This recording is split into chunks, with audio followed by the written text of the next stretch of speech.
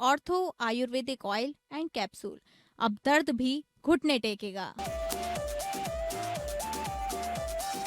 रामपुर में सीएम योगी ने किया सपा पर हमला, कहा राम भक्तों पर गोली चलाने वाले अब झुके, चाचा भतीजा करते थे वसूली, सपा राज में होता था विरासत का अपमान, बोले रामपुर में बदलाव साफ दिख रहा है। रामलला के दर्शन से पहले यूपी में कांग्रेस नेता नजरबंद, अयोध्या में अजय राय अरेस्ट। स्वीडन के स्टॉकहोम में चीफ जस्टिस सूर्यकांत ने कहा सरकार की मनमानी के खिलाफ रक्षा कवच है कानून का शासन, सत्ता के दुरुपयोग को रोकने के लिए स्वतंत्र न्यायपालिका और न्यायिक समीक्षा बेहद जरूरी। बंगाल के हल्दिया रिफाइनरी में लगी आग, 10 से अधिक लोगों के झुलसने की आशंका।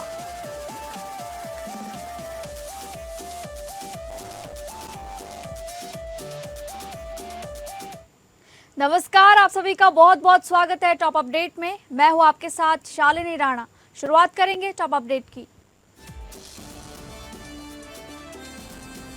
राम मंदिर में दान और चढ़ावे को लेकर उठे विवाद के बीच अयोध्या में सियासी माहौल गर्मा गया है। प्रदेश कांग्रेस अध्यक्ष अजय राय को पार्टी सांसदों और विधायकों के साथ रामलला के दर्शन के लिए पहुंचने पर होटल में हाउस अरेस्ट किए जाने का आरोप है।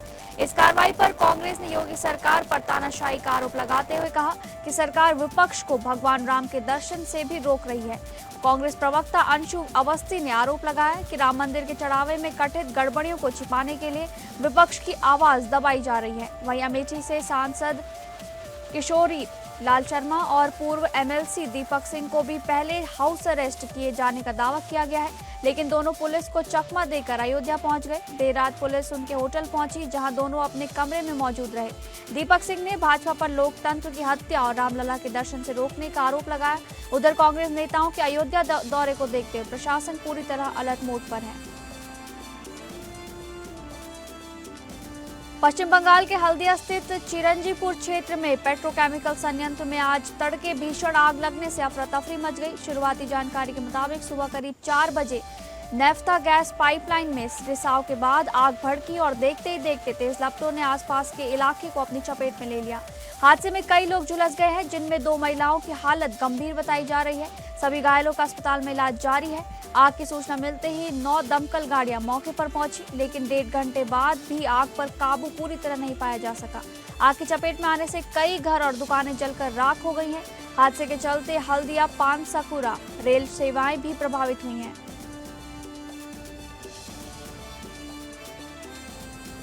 भारत के मुख्य न्यायाधीश सूर्यकांत ने स्वीडन की राजधानी स्टॉकहोम में आयोजित एक अंतर्राष्ट्रीय कार्यक्रम को संबोधित करते हुए कानून के शासन की अहमियत पर जोर दिया। उन्होंने कहा कि कानून का शासन भले ही रोटी नहीं पकाता, लेकिन ये सत्ता को अनुशासित करता है, समानता सुनिश्चित करता है और सरकार की मनमानी पर प्रभावी रोक लगाता है।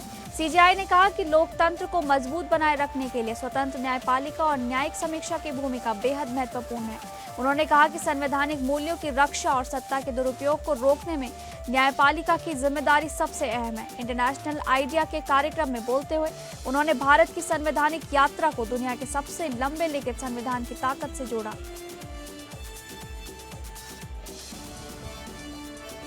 यमुना एक्सप्रेसवे पर मथुरा के थाना राया क्षेत्र में आज तड़के एक दिन दर्दनाक सड़क हादसे में 4 लोगों की मौत हो गई, जबकि 20 से 25 यात्री घायल बताए जा रहे हैं। जानकारी के मुताबिक माइलस्टोन 112-113 के बीच गोला बस सर्विस की वॉल्वो बस की तेज रफ्तार ट्रेलर से जोरदार टक्कर हो गई। हादसे के समय बस में करीब 65 यात्री सवार थे। दुर्घटना की सूचना मिलते ही पुलिस, एसडीआरएफ और फायर सर्विस की टीम मौके पर पहुंची और तत्काल राहत एवं बचाव अभियान शुरू किया गया। गंभीर रूप से घायल यात्रियों को इलाज के लिए मथुरा जिला अस्पताल भेजा गया है। पुलिस ने बताया कि मृतकों की पहचान करने का प्रयास जारी है।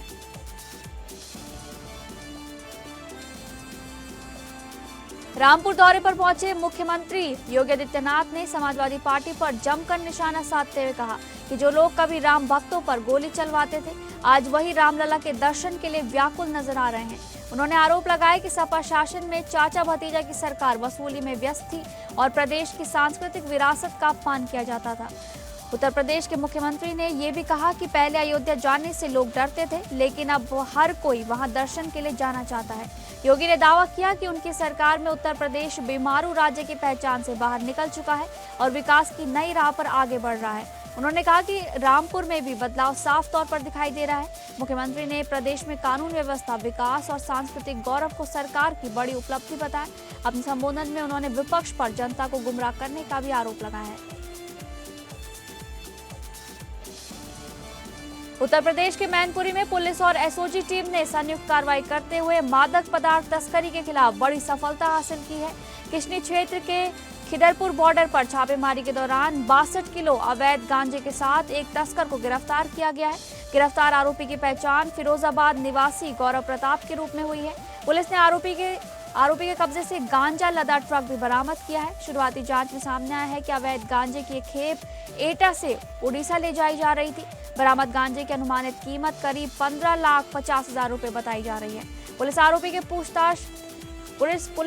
से पूछताछ कर तस्करी के पूरे नेटवर्क और अन्य जुड़े लोगों की जानकारी जुटा रही है। मामले में आगे की कानूनी कार्रवाई भी जारी है।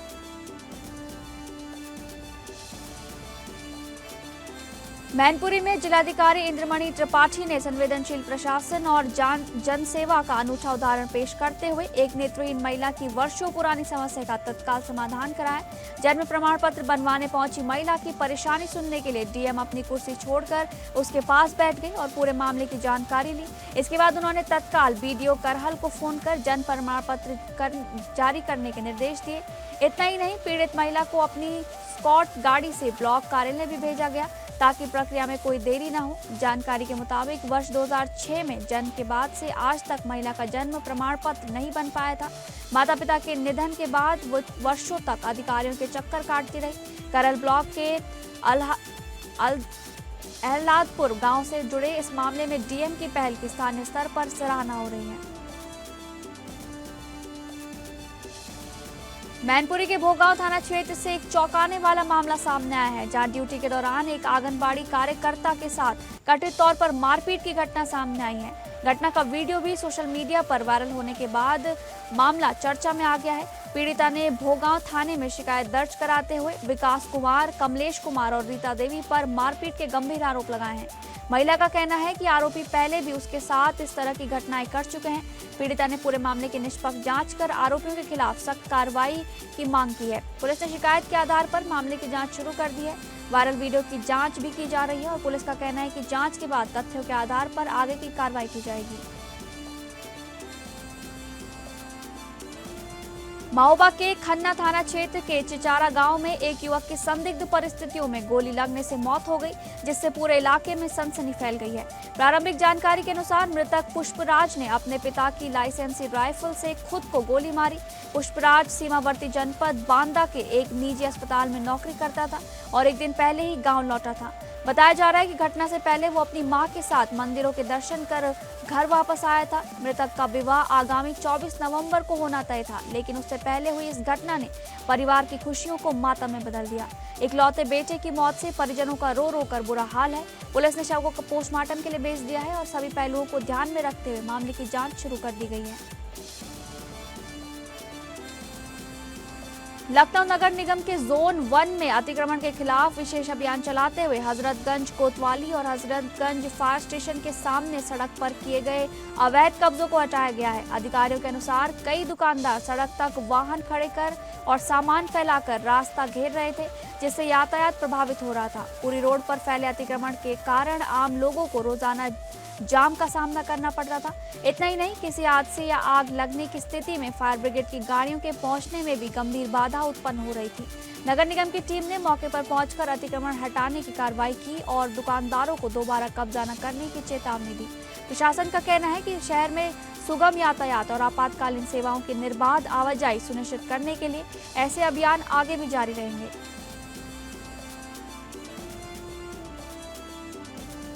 ललितपुर के मेहरौनी कस्बे स्थित पशु बाजार में गाय के सौदे को लेकर दो पक्षों के बीच विवाद हिंसक झड़प में बदल गया।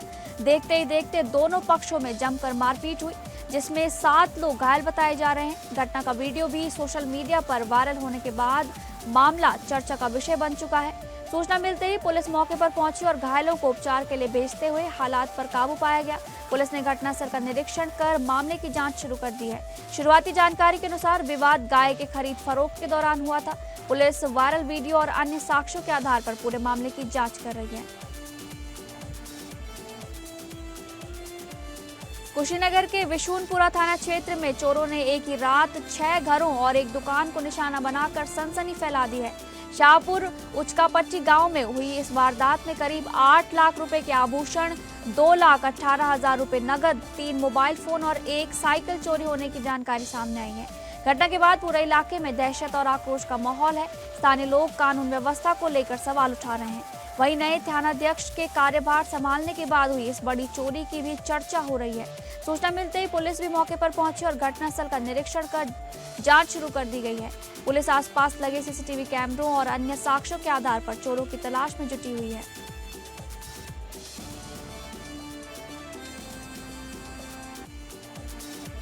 कानपुर में पुलिस कमिश्नर आवास के पास हुए सनसनीखेज गोलीकांड के मामले में पुलिस को बड़ी सफलता मिली है। कर्नलगंज पुलिस ने कार्रवाई करते हुए मुख्य आरोपी को मुठभेड़ के दौरान गिरफ्तार कर लिया है, जिसमें आरोपी के पैर में गोली लगी है। घायल आरोपी को इलाज के लिए अस्पताल में भर्ती भी कराया गया है। पुलिस के अनुसार रविवार देर रात कमिश्नर आवास के पास अरविंद पासवान नाम के युवक को अज्ञात हमलावरों ने गोली मारकर गंभीर रूप से घायल कर दिया था। वारदात के बाद आरोपी मौके से फरार हो गए थे, जिसके बाद पुलिस ने उनकी तलाश में अभियान शुरू किया। जांच के दौरान मुख्य आरोपी को मुठभेड़ में दबोच लिया गया है। पुलिस का कहना है कि गिरफ्तार आरोपी और उसके साथी के खिलाफ पहले से कई आपराधिक मामले भी दर्ज हैं। फिलहाल पुलिस पूरे मामले में आगे की कानूनी कार्रवाई और अन्य आरोपियों की तलाश में जुटी हुई है। कानपुर सेंट्रल से नई दिल्ली जा रही शताब्दी एक्सप्रेस में आरपीएफ की सतर्कता से एक फर्जी टीटी को गिरफ्तार किया गया है। आरोपी फर्जी पहचान पत्र के जरिए खुद को रेलवे का टिकट परीक्षक बताकर यात्रियों के बीच घूम रहा था। अलीगढ़ स्टेशन से कोच C11 में चढ़े इस व्यक्ति की गतिविधियों पर आरपीएफ जवानों को संदेह हुआ, जिसके बाद ट्रेन के अधिकृत टीटी के साथ मिलकर उससे पूछताछ की गई। शुरुआत में आरोपी ने खुद को नॉर्दर्न रेलवे का टीटी बताया, लेकिन सख्ती से पूछताछ करने पर उसने अपना फर्जीवाड़ा स्वीकार कर लिया। आरोपी की पहचान एटा निवासी दुर्वेश कुमार के रूप में हुई है, जिसने फर्जी आईडी कार्ड बनवाकर टीटी बनकर यात्रा करने की बात कबूल की। आरपीएफ ने आरोपी को गाजियाबाद स्टेशन पर जीआरपी और संबंधित अधिकारियों के हवाले कर दिया है। फिलहाल मामले में आगे की वैधानिक कार्रवाई की जा रही है। झांसी के सुभाषगंज स्थित चौधरी पेंट हाउस में भीषण आग लगने से पूरे इलाके में अफरा तफरी मच गई। घटना की सूचना मिलते ही दमकल विभाग की 7 गाड़ियां मौके पर पहुंची और आग बुझाने का अभियान शुरू किया गया। गोदाम में पेंट और अन्य ज्वलनशील सामग्री होने के कारण आग तेजी से फैल गई, जिससे भारी मात्रा में रखा सामान जलकर राख हो गया। प्रारंभिक अनुमान के अनुसार इस हादसे में लाखों रुपए के नुकसान की आशंका जताई जा रही है। दमकल कर्मियों ने कड़ी मशक्कत के बाद आग पर काफी हद तक काबू पा लिया है, लेकिन कुछ स्थानों पर अभी भी आग सुलगने की आशंका बनी हुई है। जफराबाद क्षेत्र के धनेजा गांव में 4 वर्षीय मासूम की हत्या के मामले ने पूरे इलाके को झकझोर कर रख दिया है। परिजनों ने बच्ची के साथ दुष्कर्म के बाद हत्या किए जाने का आरोप लगाया, जिसके बाद ग्रामीणों में भारी आक्रोश फैल गया है। गुस्साए लोगों ने सड़क जाम कर आरोपियों के खिलाफ सख्त कार्रवाई की मांग की है। सूचना मिलते ही अपर पुलिस अधीक्षक गोल्डी गुप्ता मौके पर पहुंची और लोगों को जल्द कार्रवाई का भरोसा दिलाया। पुलिस के आश्वासन के बाद ग्रामीणों ने जाम समाप्त किया और बाद में मासूम का अंतिम संस्कार किया गया। पुलिस ने त्वरित कार्रवाई करते हुए 6 घंटे के भीतर नामजद आरोपी को गिरफ्तार भी कर लिया है। फिलहाल मामले की विस्तृत जांच जारी है और पुलिस आगे की कानूनी कार्रवाई में जुटी हुई है। अमरोहा के गजरौला में पारिवारिक रंजिश का एक सनसनीखेज मामला सामने आया है, जहां 5 वर्षीय मासूम का कथित तौर पर अपहरण कर लिया गया। शिकायत मिलते ही पुलिस ने तत्काल कार्रवाई करते हुए रात भर सर्च ऑपरेशन चलाया और बच्चे को सकुशल बरामद कर परिजनों को सौंप दिया है। पुलिस के अनुसार महिला ने अपनी जेठानी सरिता और उसके बेटे आदित्य पर अपहरण का शक जताया था। पूछताछ में आरोपियों ने कथित तौर पर स्वीकार किया कि पुरानी पारिवारिक रंजिश के चलते उन्होंने बच्चे का अपहरण किया था और उसे बेचने की योजना बना रहे थे। पुलिस ने दोनों आरोपियों को गिरफ्तार कर संबंधित धाराओं में मामला दर्ज करते हुए न्यायालय में पेश कर दिया है। इस कार्रवाई में पुलिस टीम ने त्वरित और सतर्क अभियान चलाकर मासूम को सुरक्षित बचाने में सफलता हासिल की।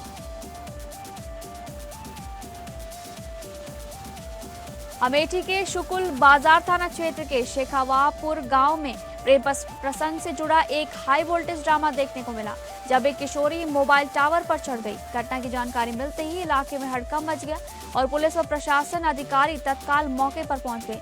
हालात को देखते हुए सुरक्षा के व्यापक इंतजाम किए गए और किशोरी को सुरक्षित नीचे उतारने की कोशिश शुरू हुई। क्षेत्राधिकारी ने काफी देर तक समझाइश और बातचीत कर उसे टावर से उतरने के लिए उसे राजी किया। करीब 3 घंटे की मशक्कत के बाद किशोरी को सकुशल नीचे उतार लिया गया। इसके बाद पुलिस ने उसे सुरक्षित अपने संरक्षण में लेकर आवश्यक कार्रवाई शुरू की। घटना के दौरान बड़ी संख्या में लोग मौके पर जुटे रहे। फिलहाल पुलिस पूरे मामले की जांच कर रही है।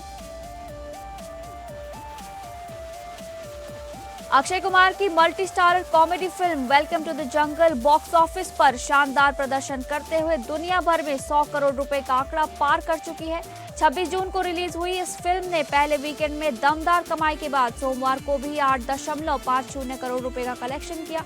4 दिनों में फिल्म का नेट इंडिया कलेक्शन 72.25 करोड़ रुपए, ग्रॉस इंडिया कलेक्शन 88.53 करोड़ रुपए और वर्ल्ड वाइड कलेक्शन 106.48 करोड़ रुपए पहुंच गया है। करीब 80 करोड़ रुपए के बजट में बनी ये फिल्म रिलीज के महज 4 दिनों में अपनी लागत भी निकाल चुकी है। फिल्म में अक्षय कुमार के साथ दिशा पाटनी, रवीना टंडन, जैकलीन फर्नांडिस, संजय दत्त, सुनील शेट्टी, परेश रावल, अरशद वारसी, जॉनी लीवर और राजपाल यादव जैसे कई सितारे अहम भूमिकाओं में नजर आ रहे हैं।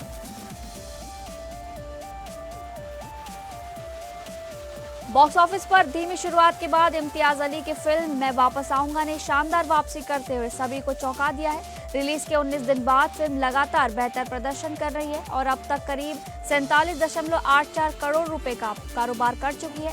फिल्म की सफलता पर फिल्म निर्माता महेश भट्ट ने इसकी खुलकर तारीफ करते हुए कहा कि अच्छी कहानियों को दर्शक हमेशा पहचान लेते हैं, चाहे शुरुआती आंकड़े कुछ भी हों। उन्होंने कहा कि इम्तियाज अली की फिल्मों में समाज के गहरे सच और मानवीय भावनाओं को छूने की अनोखी क्षमता है। वर्ष 1947 के विभाजन की पृष्ठभूमि पर आधारित ये फिल्म यादों, बिछड़ने और अपने घर लौटने की भावनात्मक कहानी को पर्दे पर उतारती है। फिल्म में दिलजीत दोसांझ, नसीरुद्दीन शाह, शार्वरी और वेदांग रैना ने अहम भूमिकाएं निभाई हैं।